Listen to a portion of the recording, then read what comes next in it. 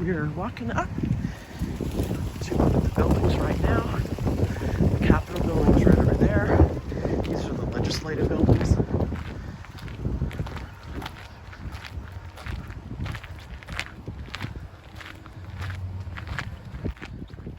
These are the botanical gardens.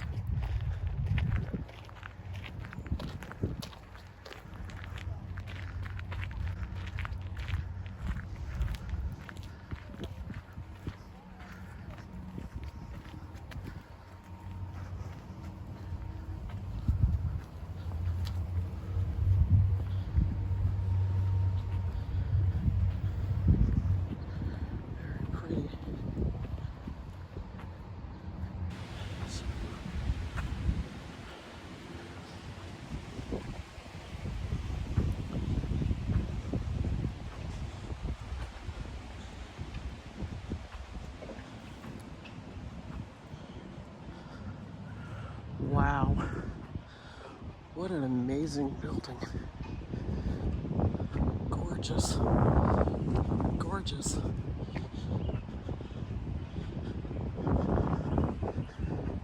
And this building here is amazing too. Look at the stonework. Phenomenal. Look at those light fixtures. Wow.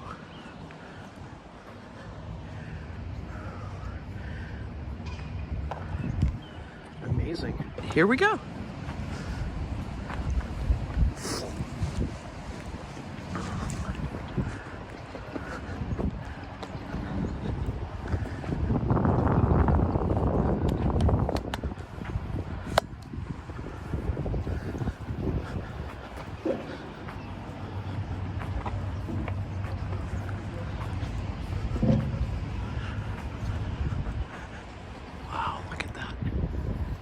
Dome. It's amazing.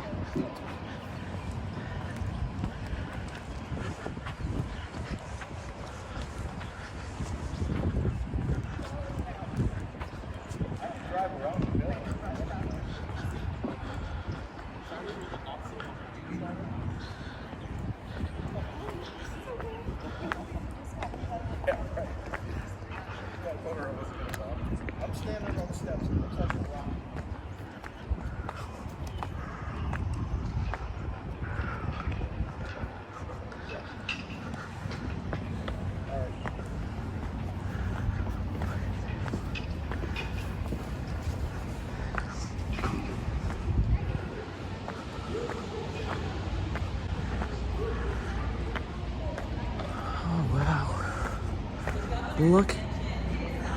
Look at these. Look at that light fixture. It is massive and ornate. And look at these doors and ceiling. This is the flower of life. Very Tartarian. All right, we're gonna go in. Wow. Look at this. Look at this architecture. Wow. It's magnificent.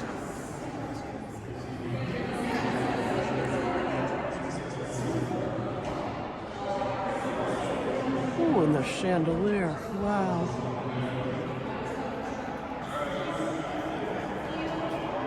Wow.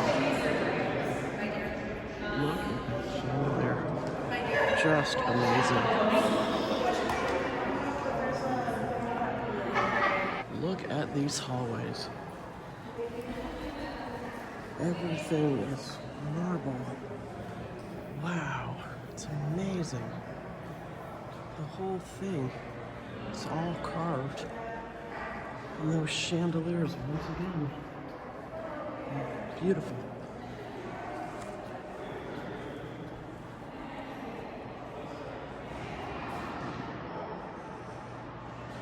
Wow, look at that drinking fountain. And here's an old mailbox. This is the gift shop. There's all kinds of cool stuff in here.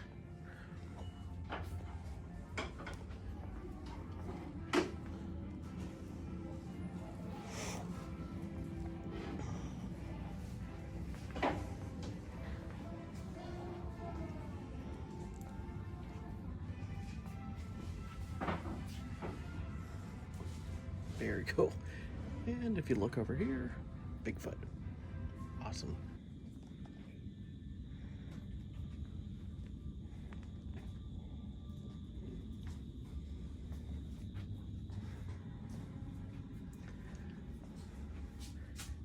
Now here's an interesting book.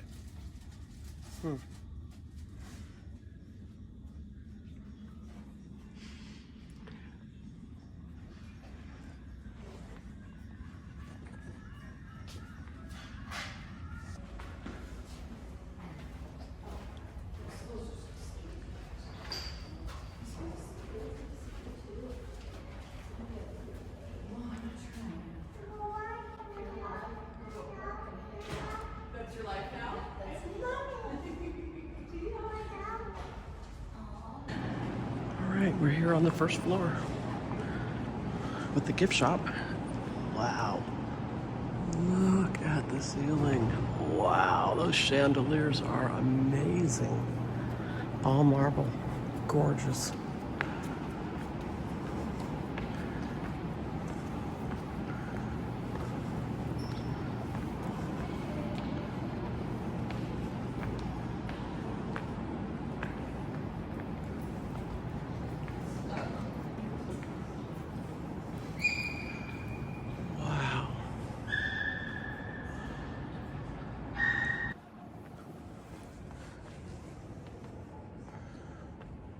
Pretty.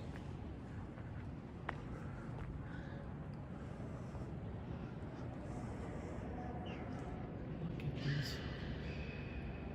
Beautiful, beautiful.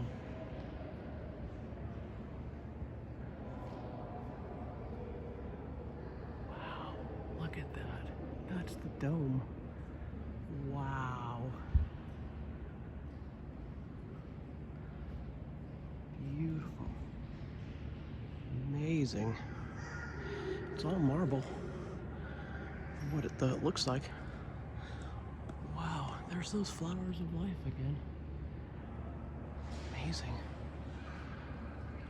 Wow. Whew. Gorgeous.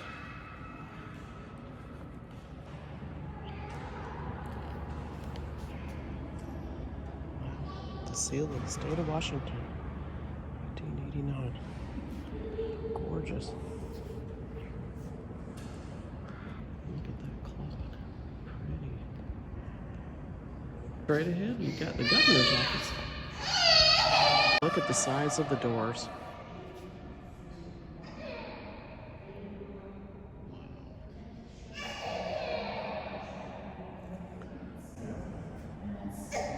Everything is so ornate. Wow. Unbelievable.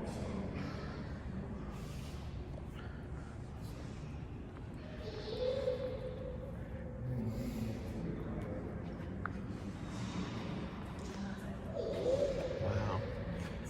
Even the doors outside. Phenomenal. Look at how tall they are. There's the flower of life. Right there. Beautiful.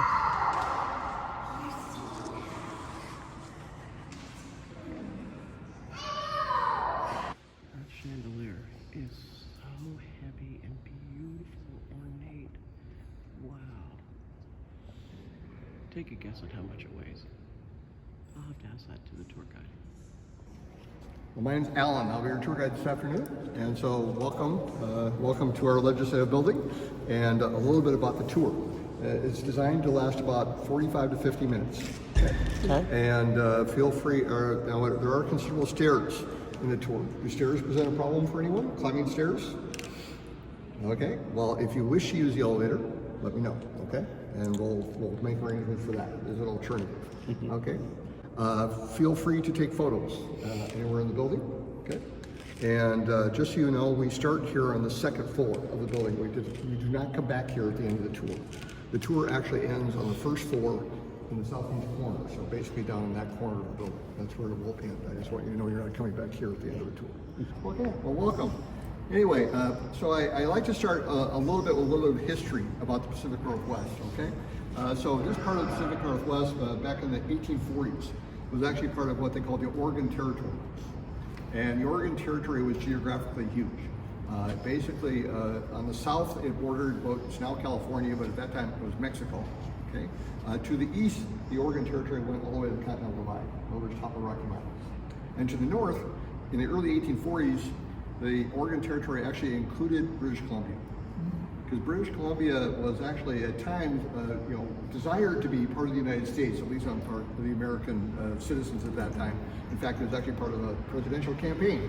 And but it actually, the Oregon Treaty of 1846 determined the boundary between Canada and the United States to be at the 49th parallel. So ultimately, it became part of Canada. So anyway, the Oregon Territory included all of what is now Oregon, Washington, most of Idaho, western Montana, and parts of Wyoming. So it was geographically huge. And then early in the 1850s, the people who lived up here petitioned our federal government to break away and create a new territory. In their petition, they requested the name of the new territory be called Columbia. They wanted it named after a river that flows through our region. But actually our federal government had some objections to that. And actually it was a representative from Kentucky who strong objection because he felt Columbia would be too confusing with the District of Columbia. So someone decided to name us after a former president. Not that Washington would all be confusing with Washington, D.C., but in any event, we became the Washington Territory in the year 1853. And at the time we became a territory, then Franklin Pierce, who was president at that time, named Elijah Stevens to be our first territorial governor. And Elijah Stevens actually selected Olympia to be its capital. Now, at the time we became a territory in 1853, they actually conducted a census. And the population of the territory was 4,000 people. Now, you also have to put a little asterisk behind that because at that time in our history, they didn't count our indigenous population. In other words, they didn't count Indians. So if they counted Indians, it'd be a lot larger number than that. And of those 4,000 people, here in Thurston County, where you are today, population was slightly less than 1,000. King County, metropolitan Seattle area, less than 200. So the bragging rights at that time was Olympia was actually 5 times bigger than Seattle. So in any event, so actually Mr. Stevens actually directed that a territorial capital be built right here on these grounds, and it looked like this. That was our first Capitol building, 2-story wood frame structure. It was actually in the southeast corner where this building sits today, right in the same general footprint. Okay. So in 1853, we built a territorial capital and a population of 4,000 people.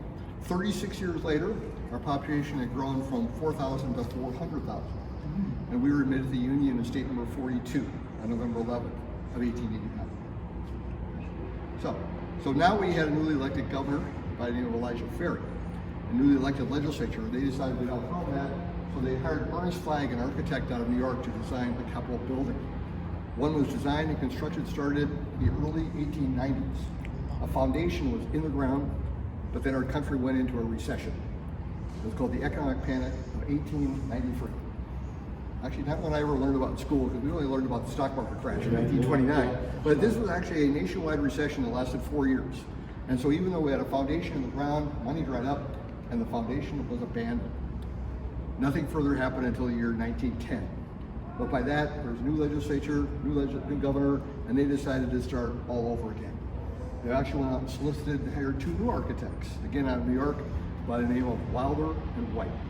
And so what Wilder and White came back with was a design of a capital group of buildings. So all these buildings around you were part of that group. Actually, they designed 6 buildings, 5 were ultimately built.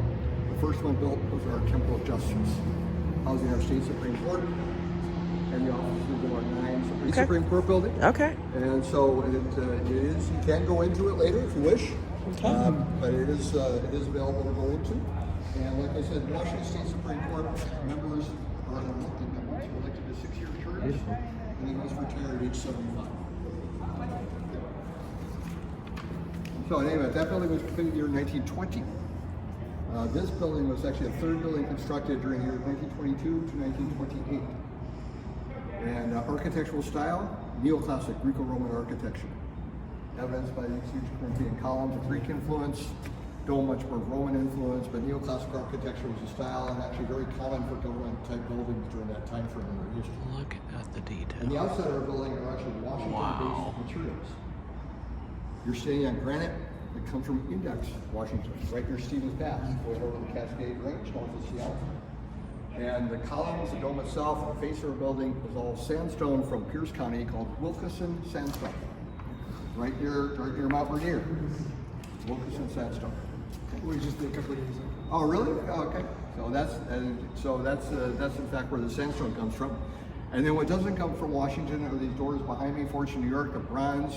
They're 15 feet tall and they weigh 2,000 pounds each. Why are they so tall? Architectural design. You know, I mean, I People were think, taller back then. I mean, yeah, you can argue a lot of times as to whether it's ego or whether it's something else, but you know, it's architectural design. So Lamps weigh.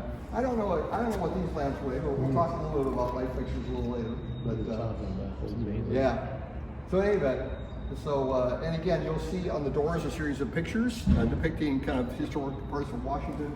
Starting at your far left, you'll see a sailboat depicting the importance of our seagoing or maritime industry. Opposite that, you'll find a picture of a waterfall depicting the importance of water power. Obviously, originally powering mills in Washington, but even today, the majority of electricity generated in Washington is hydropower. So the century door, the door on the left was intended to depict what a homestead may have looked like in historic Washington. The door on the right, obviously our territorial capital. And then the last two doors, the door on the left will show a sheep ranch depicting the importance of agriculture, even though sheep ranching has never really been a major part of Washington's economy that I know of. And then the last door is intended to depict the importance of our timber industry. And the scene on that last door is actually what they called Skid Row. Now, Skid Row is originally a logging term. Used to describe how logs were transported out of the forest by skidding them over other logs. They're being pulled by oxen. So again, this building was built between the years 1922 and 1928. The cost of time of construction was $7.4 million. That is good for Okay. So, any questions before we go inside? Okay.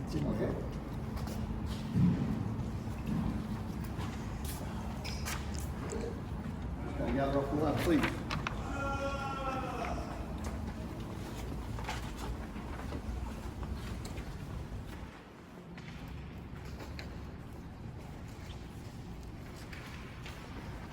Okay, so we talked a little bit about the outside of the building, where Washington based materials. Once you come inside, none of it is basically Washington based materials. For the most part, what we're going to see around you on the internal part of our building is Alaskan marble called Tokine marble. It comes off the west coast of Alaska, actually a place called Marble Island. That's where this marble was quarried, which is basically just south of Juneau, along the west coast of Alaska. Above the marble throughout the building, carbon painted plaster. And then you noted some of our light fixtures outside. Well, the lighting in this building, the original contract for lighting in this building was nearly 500 pieces of lighting. That included chandeliers, floor lamps, wall lamps, desk lamps. Contract was with another New Yorker by the name of Louis Comfort Tiffany. So it's all bronze Tiffany lighting, one of the more famous lighting contractors in American history. Just nearly all the lights you'll see today are still those original Tiffany lamps. How much do you think that lamp up there weighs? I'm sorry, what? That chandelier, how much do you think it weighs? I don't know how much that weighs. Now, their original concept for this room was to be kind of a formal meeting place for dignitaries in life who come here and touch us with allegiance. And and I'm not saying it isn't used for that purpose, but honestly, we don't get that many foreign dignitaries that come to work in Washington. There's only been two heads of state that I'm aware of that have been in this room. One was Harry Truman, so it gives you more sense as to what that was. And then the President of Finland was here about 3 years ago. He gave a press conference in this room. But actually, it's much more frequent visitors such as yourself and school children. School children visited this building. They were here earlier today, or here school year. And they spend some time in this room learning about Washington State government, Washington history. So it's used for other government purposes. Government may hold a press conference here from time to time. Those signing here from time to time.